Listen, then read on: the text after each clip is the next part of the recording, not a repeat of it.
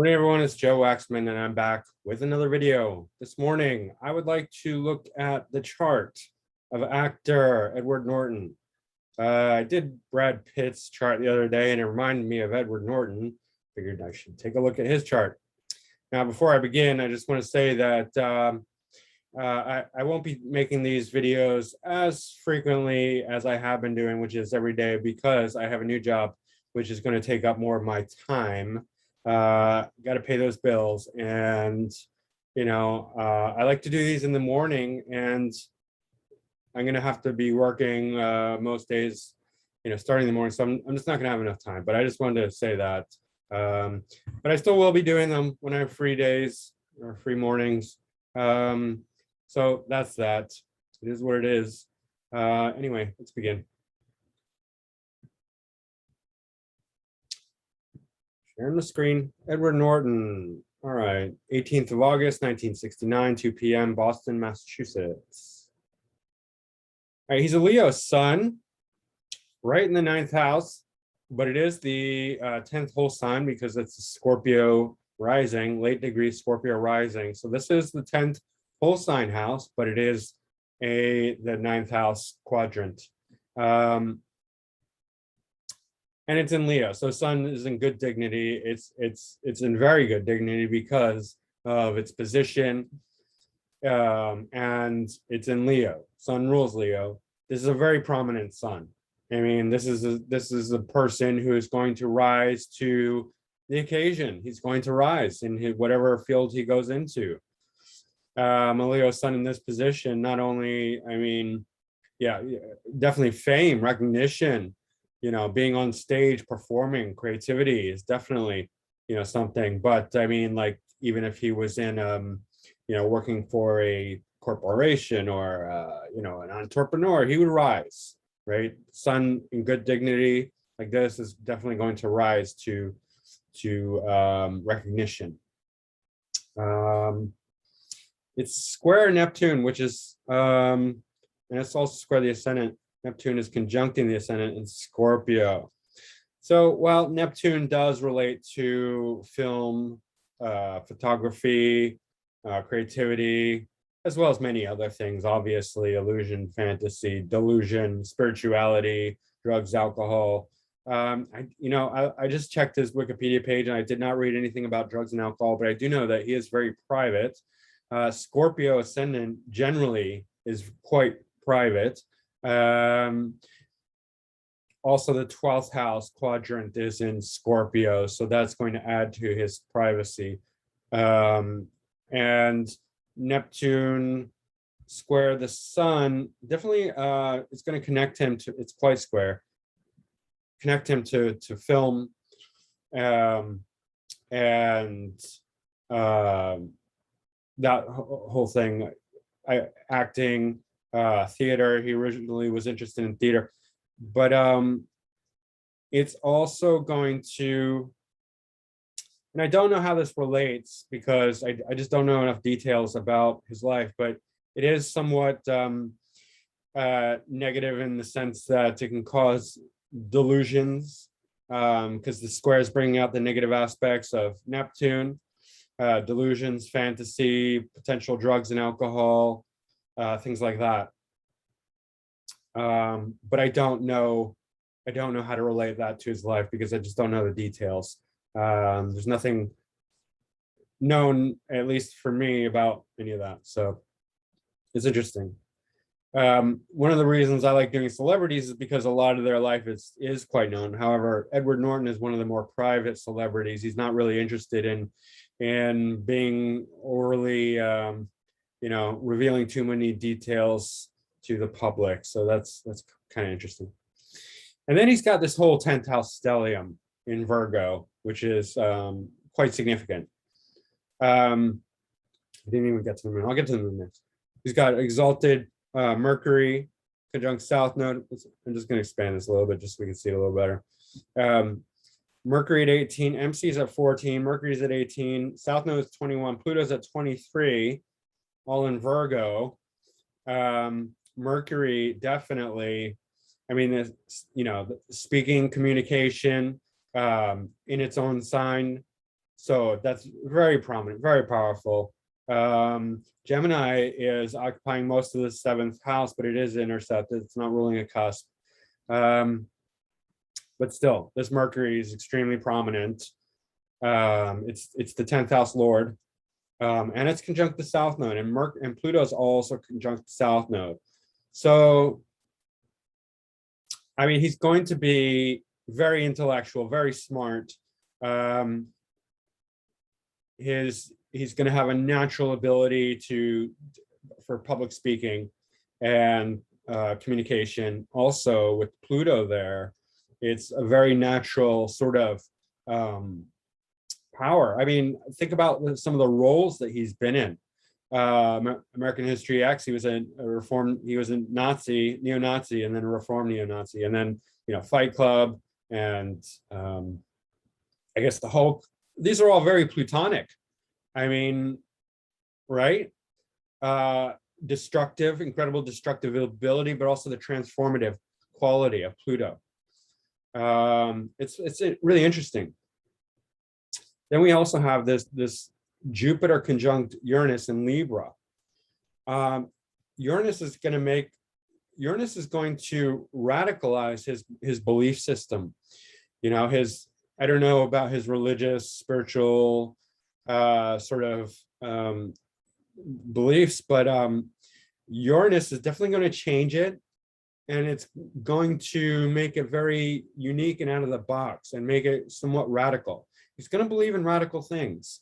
I know he is a very prominent activist. He spent a lot of time doing various activist work. I don't know, different things. I mean, environmental, solar, I don't know, just various different activist stuff. That also relates to Libra, because Libra always wants fairness, balance, justice. If it sees anything like that's just not right, not fair, Libra's got to stand up and say, that's not fair, that's not balanced, that's not just, things like that. He's also a Libra moon, 29 degrees in the 11th house. And 11th house, again, is very concerned with big social things. Go back to normal. Society at large. It's very aware of the bigger picture, as well as groups, networks, popularity. I mean, yeah, it's interesting that he's a Scorpio ascendant, because I was just reading, like, even though he's a really successful actor, he's also a very reluctant actor to sort of gain public recognition. He skips out on a lot of the premieres. He's incredibly stubborn and rewrites scripts a lot, and he's difficult to work with, and he doesn't even get credit for it a lot of times. But it's like he doesn't care. And then like he according to him, I think he had the Incredible Hulk role, and then he turned down the sequels, like for the Avengers, and it went to Mark Ruffalo instead, according to him, because he did not want to be associated with one role. Like, he wanted more diversity. That's very much a Scorpio thing. Scorpio's got to keep it real. We got to keep it authentic. I'm Scorpio rising, I understand. So he didn't want to cheapen his image. He didn't want to be overly associated with the Hulk, right? His ascendant Lord Mars is in the first house in Sagittarius. Most of his ascendant is in Sagittarius, and he doesn't really look like a Scorpio rising. That's what happens when you have a late degree rising. You take on more of the appearance of the sign after, because most of his first house is in Sagittarius. Like, he doesn't have that really intense, brooding look like I do, or like a lot of Scorpio risings have. He seems a bit more friendly, nice guy, like soft, but he can pull it off. He can, and that could also be because Neptune is conjunct his ascendant. I mean, he was kind of scary in American History X, so he can go both ways. And like in Fight Club, he was like that. He's kind of the unusual character, and that's, I think, why we like him, because like he feels to me like he's like small and petite and delicate, but at the same time, he's kind of tough on the inside. He does have Mars in the first house, and it's in Sagittarius. And Sagittarius Mars is not bad. It's not bad. Yeah, so that's interesting, right? What else? Venus is in the 8th house in Cancer. I don't know. Like, this is probably good for finances, especially shared resources, marriage, wealth in marriage. He is married. He's dated a few women. Venus in the 8th definitely loves privacy, loves secrecy, loves sex, loves intimacy. Venus in Cancer will be very nurturing and caring. So, I mean, he definitely likes to be close to women. Let's put it that way. He's probably a really good lover, I guess. Cancer is very tender and nurturing, caring. It's also, I mean, here's the wide scope of mean and true Lilith. I like to include both of them just so we get a range, because it's the oscillating perigee, I guess, of the moon. Anyway, if this is the true Lilith and this is the mean Lilith, everything in here in this range has an influence. Like, if they're pretty tightly conjunct, you can say that, okay, well, Lilith would just be like right there, right? But here's the range of Lilith, so it covers a wide range. So, I mean, he's probably, if the mean Lilith, and I'm still not sure which is has the most influence, but if the mean Lilith is conjunct his Venus, and that's influencing his Venus, that's quite good for him as far as being a loving, deeply nourishing, caring, and sexual partner. Anyway, I wouldn't know, obviously. Saturn is in Taurus in his 6th house, and here is where we get like this really bad reputation among producers, because he rewrites the script every day, like, apparently, in the movies he's working with, and he goes against the other producers. Like, he's not just an actor, he's produced a lot of films, because 6th house is all about work, right? It's all about the daily mundane work, and 6th house loves to work hard, and Saturn loves to work hard, and malefics in the 6th house are considered quite good. So Saturn in the 6th house is good, because this is a position where he's really going to work hard. And Taurus is very stubborn. Taurus is very creative. It's ruled by Venus, so 6th lord in the 8th house. That's actually not bad, because they're both malefics, and it's said to do good when the ruler of a malefic goes into a malefic house. It's said to produce good results through conflict. There's some difficulty, but he comes out on top. But this is also why he's like, always like rewriting the scripts and going against the other producers. He's stubborn as can be. I mean, Saturn and Taurus, both really stubborn. Not only that, but let's look at the speed and declination. Okay, Saturn is stationary. Look at that. Super duper slow. That's an incredibly stubborn Saturn. That's a fixed Saturn. In Taurus, my God, this guy is stubborn as can be and bullheaded, and he just does not give up in a fight.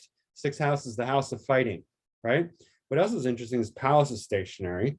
Okay, we'll look at that. I don't know if we'll see what it does, but Mars is out of balance at 25 degrees, and so is Lilith. Let's see here.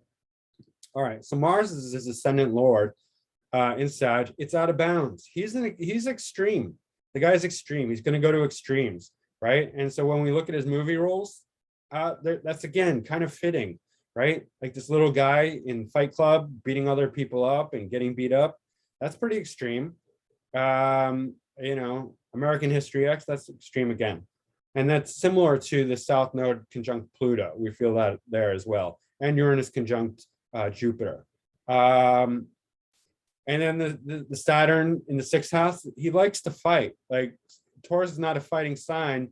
Saturn isn't really either, but sixth house is, and it's not like he goes out of his way to fight with this combination, but if you come at him, he's just going to be a bull, like a bull, an unmovable, a big unmovable bull.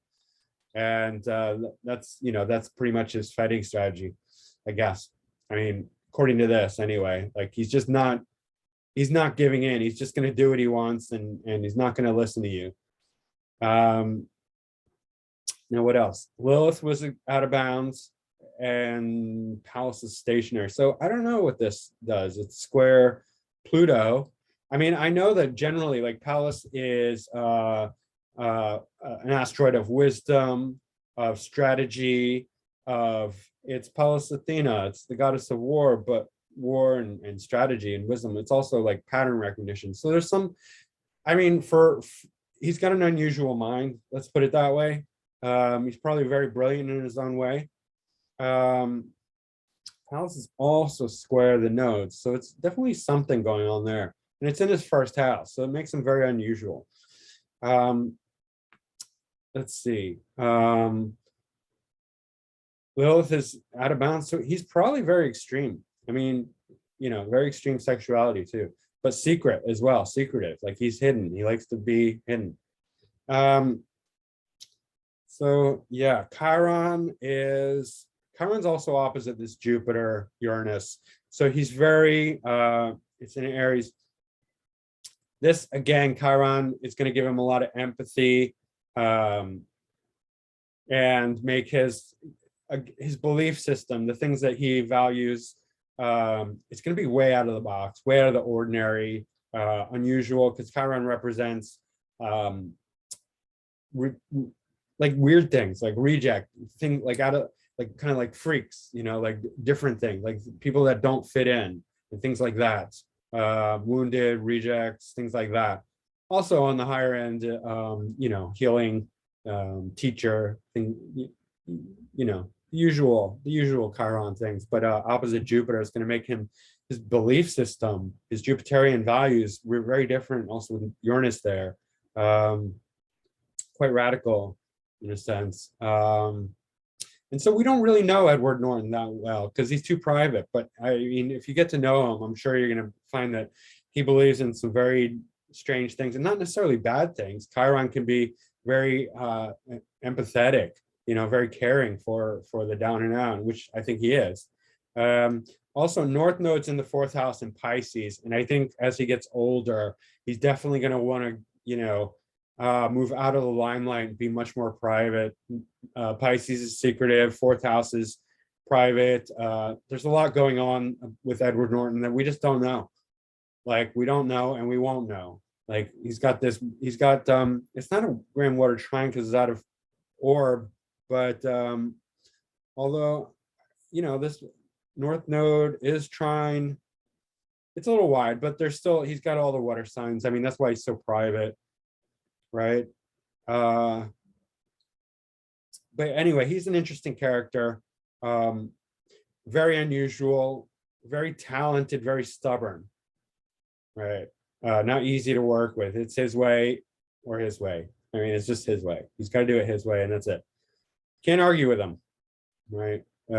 He's too stubborn and too strong-headed and too talented. Like, he's going to be successful whether he's starring or writing or producing or whatever it is.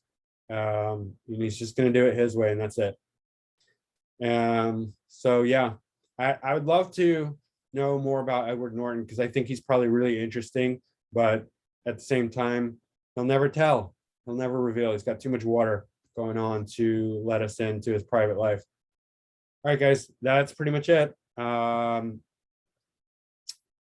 So yeah, I'll probably do another one tomorrow, and then we'll see if I have any more time for the rest of the week. If not, I'll, you know, do it again when I can. All right, that's it for now. Thanks. Bye.